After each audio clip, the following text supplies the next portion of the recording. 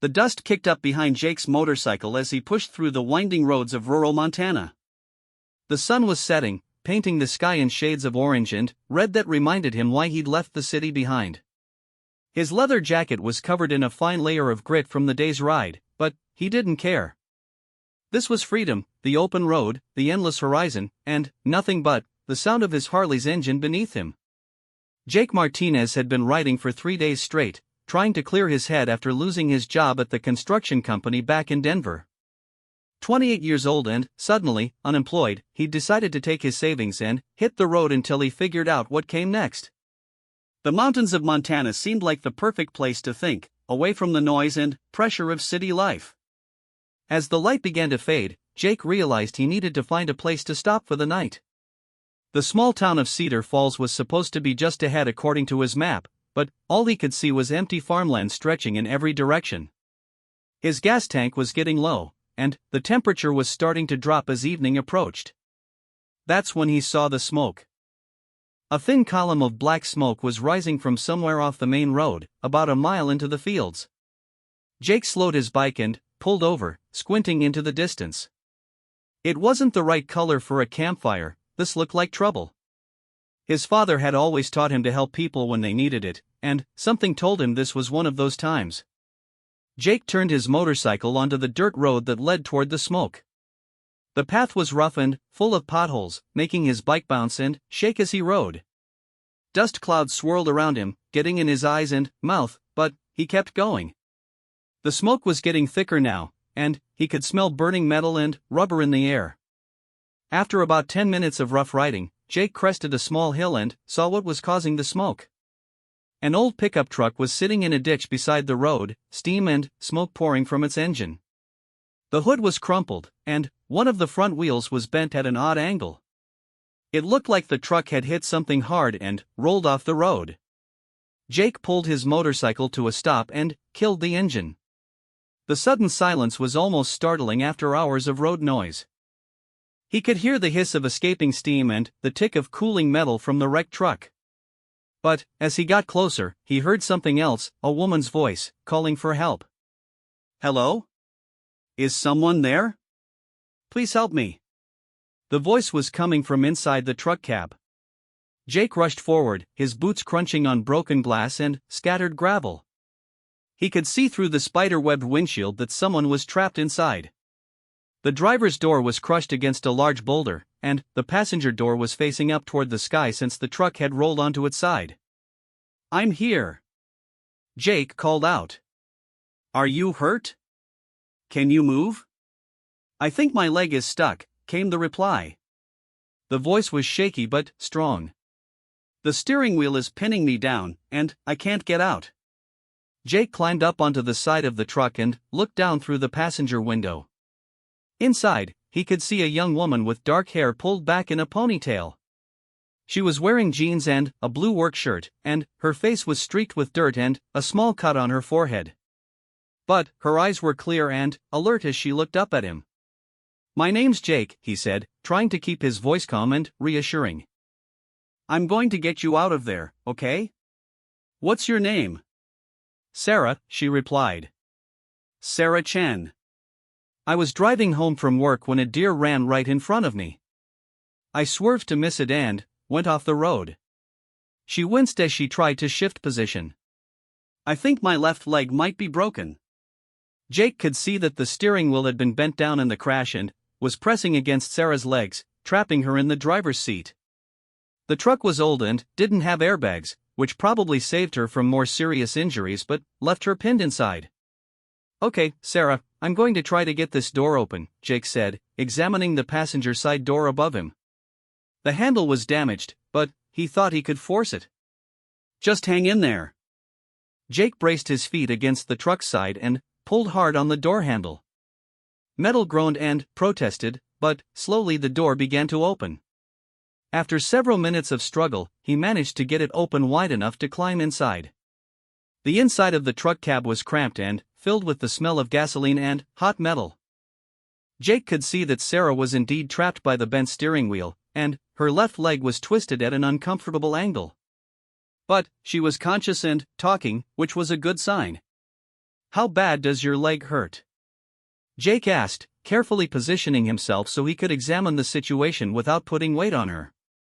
It's pretty bad, Sarah admitted, her voice tight with pain. But I can feel my toes, so I don't think it's completely broken. The steering wheel is just pressing down on it. Jake looked at the steering wheel and realized he couldn't move it by himself. The whole front end of the truck was crushed, and the steering column was bent and twisted. But he noticed that the seat adjustment lever was still accessible. I'm going to try to slide your seat back, he explained. It might hurt for a second, but it should give you enough room to get your leg free.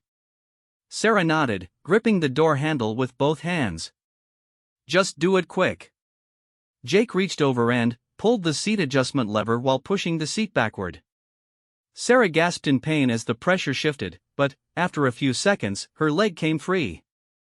She immediately pulled it up toward her chest, breathing heavily. That's better, she said, relief clear in her voice. Thank you so much. I was starting to think nobody would find me out here. Can you climb out if I help you? Jake asked. We need to get you away from this truck in case something else goes wrong. With Jake supporting her weight, Sarah managed to climb up and out of the overturned truck. Her left leg was definitely injured, she couldn't put any weight on it, but she could move around with help. Jake half carried her to a safe distance from the wreckage and helped her sit down on a large rock. Where are we exactly? Jake asked, looking around at the empty farmland that stretched in all directions. I was trying to get to Cedar Falls. You're about 5 miles from town, Sarah said, examining the cut on her forehead in her phone's camera. This is my family's land. Our house is about 2 miles that way. She pointed toward a cluster of trees in the distance. Jake looked at his motorcycle, then at Sarah's injured leg. I don't think you can ride on the back of my bike with that leg, he said. And I don't want to leave you here alone while I go for help. My phone doesn't have any signal out here, Sarah said, checking her screen. The cell tower is on the other side of town. As if to emphasize their isolation, a coyote howled somewhere in the distance. The sun was almost completely gone now, and the temperature was dropping fast. Jake realized they were in a serious situation. Sarah was injured, they were miles from help, and night was falling in the middle of nowhere. Look, Jake said, making a decision. I'm not going to leave you here alone. We'll figure this out together, okay? I've got some supplies on my bike, and we can make it through the night if we have to. Sarah looked at him with surprise and something that might have been relief. You don't even know me, she said. Why would you stay out here for a stranger? Jake thought about that for a moment, looking at this brave woman who was handling a scary situation with remarkable calm. Because it's the right thing to do, he said simply. And because I have a feeling you're not really a stranger, not anymore. As the first stars began to appear in the darkening sky, Jake went to his motorcycle to get his sleeping bag and the emergency supplies he always carried. He had no idea that this chance encounter on a dusty Montana road would change both their lives forever. All he knew was that he'd found someone who needed help, and he wasn't going anywhere until she was safe. The night was just beginning, and already Jake Martinez had made the most important promise of his life, even if he didn't realize it yet. The Montana night was getting cold fast, and Jake could see Sarah shivering despite her tough attitude. He'd managed to pull his sleeping bag and emergency kit from his motorcycle, but they were still stranded miles from anywhere with limited supplies and an injured woman who couldn't walk. Here, Jake said, wrapping his leather jacket around Sarah's shoulders. This should help keep you warm. What about you? Sarah asked, though she didn't refuse the jacket. You'll freeze without it. I've been through worse, Jake said, though he wasn't entirely sure that was true. Let me take a look at that leg. Sarah's left leg was definitely injured, but, after careful examination in the light from Jake's phone, he didn't think it was broken. More likely a bad sprain or twisted knee. Still, she couldn't put weight on it, which meant they weren't walking anywhere tonight. I should be able to walk on it tomorrow, Sarah said, wincing as Jake helped her get more comfortable against the rock. Maybe. Don't worry about tomorrow yet, Jake said. Let's focus on getting through tonight first. As if reading his thoughts, Sarah looked toward the wrecked truck. "There's a first aid kit in the glove compartment," she said. "And I think I left a water bottle in there too." Jake climbed back into the overturned truck and found both items, along with Sarah's purse and a small bag of tools. The first aid kit was basic but had bandages and pain relievers. The water bottle was nearly full. "You came prepared," Jake said, handing her 2 aspirin and the water. "My dad always said to keep emergency supplies in the truck," Sarah explained. "He's been farming this land for 30 years. He knows how easy it is to get stuck out here." "What kind of farm?" Jake asked, settling down beside her. He figured talking would help keep their minds off the cold and their situation. "Wheat mostly, some corn," Sarah said. "It's been in our family for 3 generations. My great-grandfather bought this land in 1952 for almost nothing. Now it's worth more than he could have imagined, but we'll never sell it." Jake could hear the love in her voice when she talked about the farm. "So you grew up here?" "Born and raised," Sarah nodded. "Left for college in Billings, thought I was done with small-town life forever. But after my mom got sick 2 years ago, I came back to help out. She's better now, but I never left." "What do you do?" Jake asked. "I manage the business side of the farm," Sarah said. "Contracts, sales, bookkeeping, all that stuff. Not as exciting as riding a motorcycle across the country, but it's good work." Jake laughed. "How did you know I was traveling?" "Your bike is loaded with gear, you've got dust from 3 different states on your jacket, and you look like someone who's been on the road for days," Sarah said with a smile. "Plus, nobody from around here rides a Harley that nice." "Fair enough," Jake said. "I've been riding for about a week, trying to figure out what to do with my life." "Tough times?" Sarah asked gently. Jake found himself telling her about losing his job, about feeling stuck and unsure about his future. There was something about Sarah, maybe it was her easy way of listening, or maybe it was the strange circumstances, that made him want to open up. "I was a construction foreman in Denver," he explained. "Good job, decent money, but the company went under when a big project fell through. 28 years old and, suddenly, I don't know what comes next." "That's scary," Sarah said. "But also kind of exciting, right? You could do anything." "That's what I keep telling myself," Jake said. "Though right now I'm mostly focused on making sure we both make it through this night safely." They talked for hours as the temperature continued to drop. Jake learned that Sarah had studied business in college but loved working with her hands. She helped her father with repairs around the farm and had a small workshop where she built custom furniture in her spare time. Sarah learned that Jake had grown up in Colorado, that he loved to work with his hands too, and that he'd been building custom motorcycles since he was a teenager. "I've never been on a motorcycle," Sarah admitted around midnight. "Always wanted to try it, but my parents thought it was too dangerous." "It's not dangerous if you're careful," Jake said. "It's actually one of the safest ways to travel, if you know what you're doing." "Maybe you could teach me sometime," Sarah said, then immediately looked embarrassed. "I mean, if you're ever passing through this area again." Jake looked at her in the starlight, tough and vulnerable at the same time, brave and funny and beautiful even with dirt on her face and her hair messed up from the accident. "I'd like that," he said quietly. Around 2 in the morning, they heard the sound of an engine in the distance. Jake stood up quickly, grabbing his phone to use as a flashlight. A pair of headlights was moving across the fields, getting closer. "That's my dad's truck," Sarah said with relief.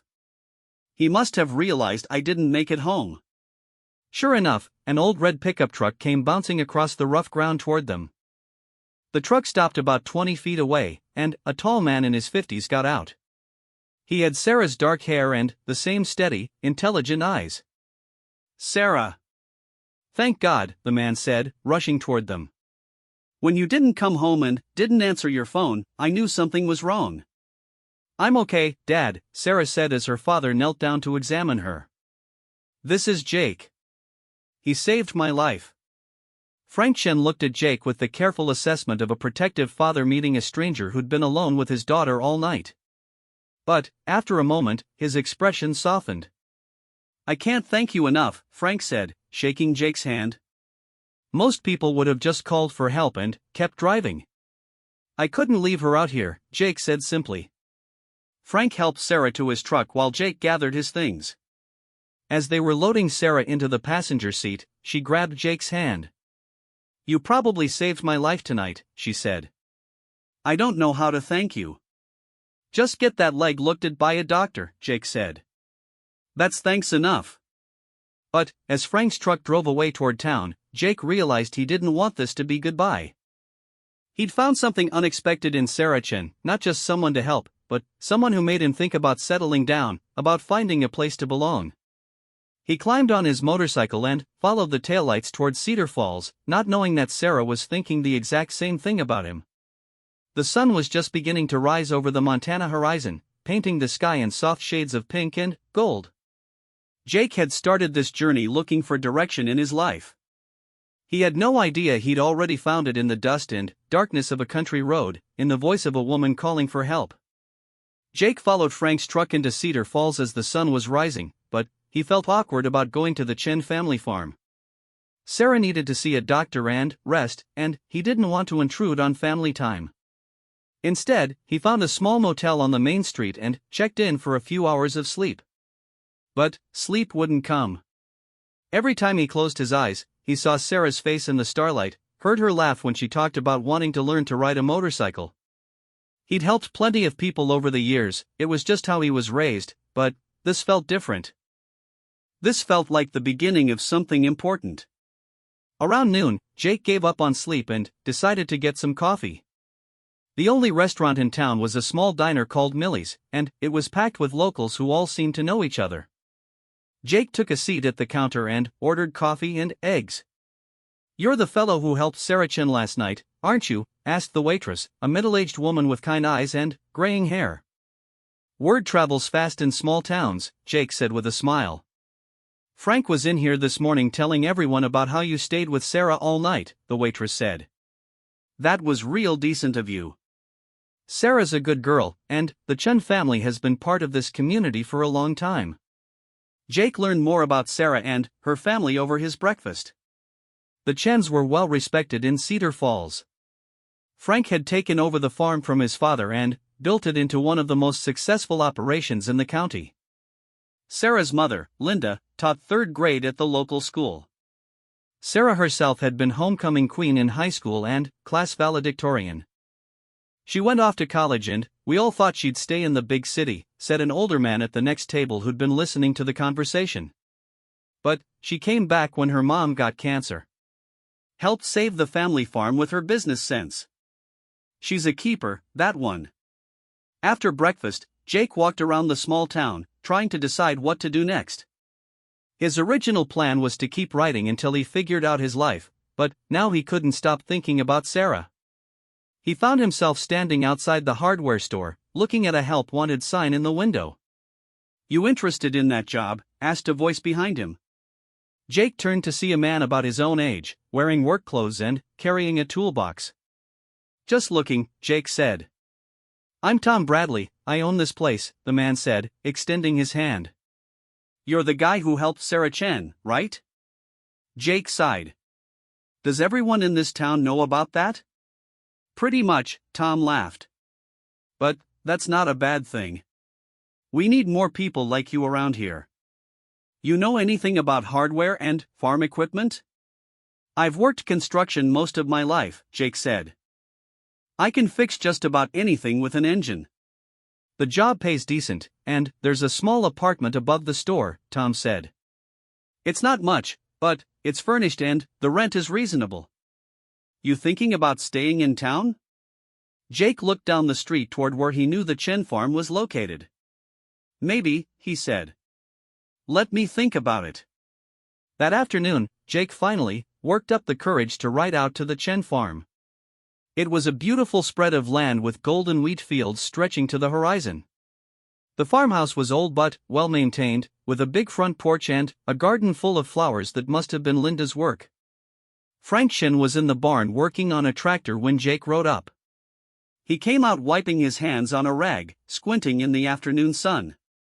"Jake! Good to see you again," Frank said warmly. "How's that leg of yours?" "My leg is fine," Jake said, confused. "Sarah told me you were limping this morning when you packed up your bike," Frank said with a knowing smile. "Figured you probably twisted something helping her out of that truck." Jake realized that Sarah had been watching him more carefully than he'd thought. "It's nothing serious," he said. "Sarah's up at the house," Frank said. "Doctor says her knee will be fine in a week or two. She's supposed to stay off it for a few days, which is driving her crazy because she hates sitting still." Jake found Sarah on the front porch, her injured leg propped up on a cushion. She was wearing a sundress instead of work clothes, and her hair was loose around her shoulders. She looked up from the book she was reading and smiled when she saw him. "I was wondering if you'd stop by," she said. "I wanted to make sure you were okay," Jake said, suddenly, feeling nervous. "And to see if there was anything you needed." "Just some company," Sarah said, patting the chair next to her. "Mom made iced tea, and Dad's been treating me like I'm made of glass all day." They talked for hours on that porch. Sarah told Jake more about growing up on the farm, about her dreams of traveling the world that she'd put on hold to help her family. Jake told her about his childhood in Colorado, about learning to work with his hands from his grandfather, about feeling like he'd been drifting through life without a real purpose. "What kind of purpose are you looking for?" Sarah asked. Jake looked out over the wheat fields, thinking. "I want to build something that lasts," he said finally. "Something that matters. Construction was good work, but I was just putting up buildings that would be torn down in 20 years. I want to create something permanent." "Like what?" "I don't know yet," Jake admitted. "Maybe my own business. Maybe a family. Maybe both." Sarah was quiet for a moment, and Jake worried he'd said too much. But when he looked at her, she was smiling. "The hardware store in town is hiring," she said. "Tom Bradley's a good man, and he's been looking for someone who really knows tools and machinery. It might be a good place to start while you figure things out." "I saw the sign," Jake said. "I was thinking about it." "Cedar Falls isn't exactly exciting," Sarah said. "We don't have clubs or fancy restaurants or much nightlife. But it's a good place to build something that lasts." That evening, Linda Chen invited Jake to stay for dinner. The meal was simple but delicious: pot roast with vegetables from the garden, fresh bread, and apple pie for dessert. Jake felt more at home at that kitchen table than he had anywhere in years. After dinner, Frank showed Jake around the farm while Sarah rested her leg. The operation was impressive: hundreds of acres of well-managed land, modern equipment, and a business that Frank had built through decades of hard work and smart decisions. "Sarah's got a good head for business," Frank said as they walked through the equipment barn. "But she also understands that farming is about more than just making money. It's about taking care of the land, being part of a community, leaving something better for the next generation." "She seems special," Jake said. Frank stopped walking and looked at Jake seriously. "She is special. And she's been hurt before by men who didn't appreciate what they had. I hope you're not one of those men." Jake met Frank's eyes steadily. "I'm not going anywhere, Mr. Chen. Not unless Sarah asks me to." "Good," Frank said with a nod. "Because I think you might be exactly what she's been waiting for." As Jake rode back to town that night, he realized he'd already made his decision. He was going to stay in Cedar Falls, at least for a while. He was going to take the job at the hardware store, rent that little apartment, and see where things went with Sarah. For the first time in months, Jake Martinez knew exactly where he belonged. 6 months later, Jake Martinez was a different man than the one who'd ridden into Cedar Falls looking for direction. The job at Bradley's Hardware had turned out to be perfect for him. Tom was easy to work with, the customers appreciated Jake's knowledge and honesty, and he'd quickly become known as the person to see when something needed fixing. The apartment above the store was small but comfortable, and Jake had made it his own with a few pieces of furniture and some tools for working on his motorcycle. But most evenings found him at the Chen farm, helping Frank with repairs or sitting on the porch with Sarah, watching the sunset over the wheat fields. Sarah's knee had healed completely, and she was back to her regular work managing the farm's business. But she'd also started spending time in Jake's workshop behind the hardware store, where he'd begun building custom furniture in the evenings.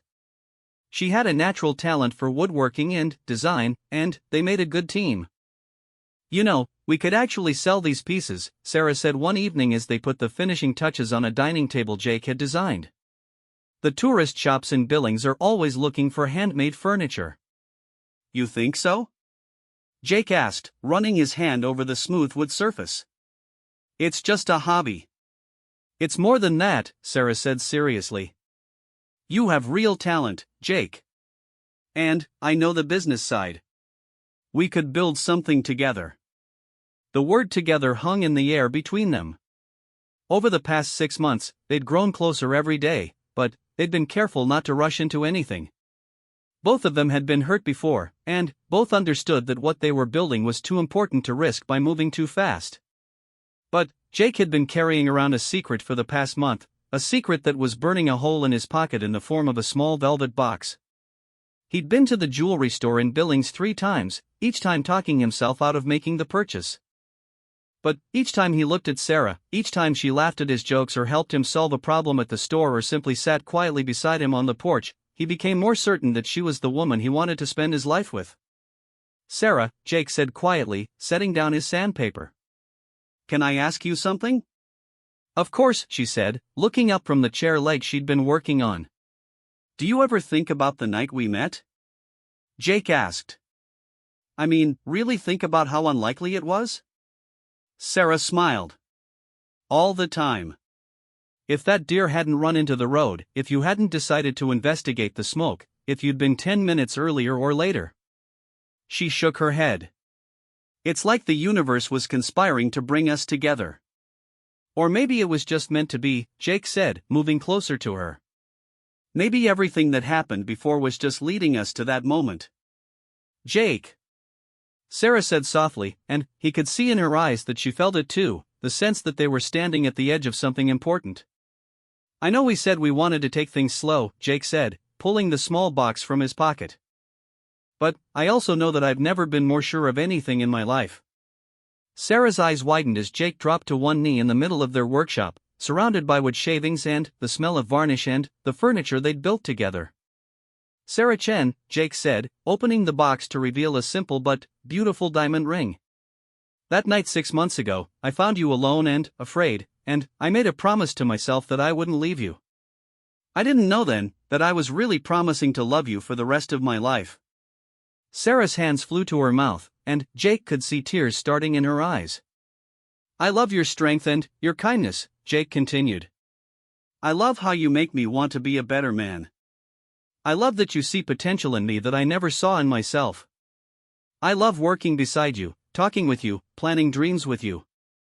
I love that you make me feel like I'm finally home." Jake took a shaky breath. "Will you marry me, Sarah? Will you let me keep that promise for the rest of our lives?" For a moment, Sarah was speechless.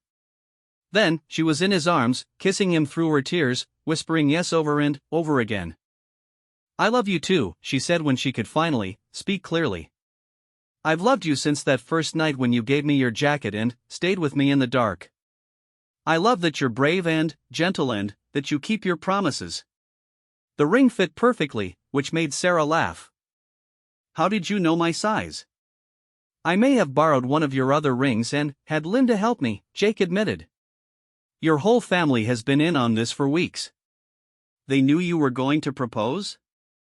"Frank gave me his blessing, Linda helped me pick out the ring, and Tom's been covering for me at the store when I went ring shopping," Jake said. "Apparently, I'm not very good at keeping secrets in a small town." Sarah looked down at the ring on her finger, then around at the workshop where they'd spent so many happy hours together. "Is this what you meant when you said you wanted to build something that lasts?" "This is exactly what I meant," Jake said, taking her hands in his. "A marriage, a business, a life together. Something that will still be here long after we're gone." "Speaking of the business," Sarah said with a mischievous smile, "I may have already been talking to that shop owner in Billings. She wants to see our furniture next week." Jake laughed, spinning Sarah around in the middle of their workshop. "I should have known you were planning something too." "Great minds think alike," Sarah said, kissing him again. 1 year later, Jake and Sarah were married in a simple ceremony in the garden behind the Chen farmhouse. Jake wore his best jeans and a white shirt, Sarah wore her grandmother's wedding dress, and half the town of Cedar Falls was there to celebrate with them.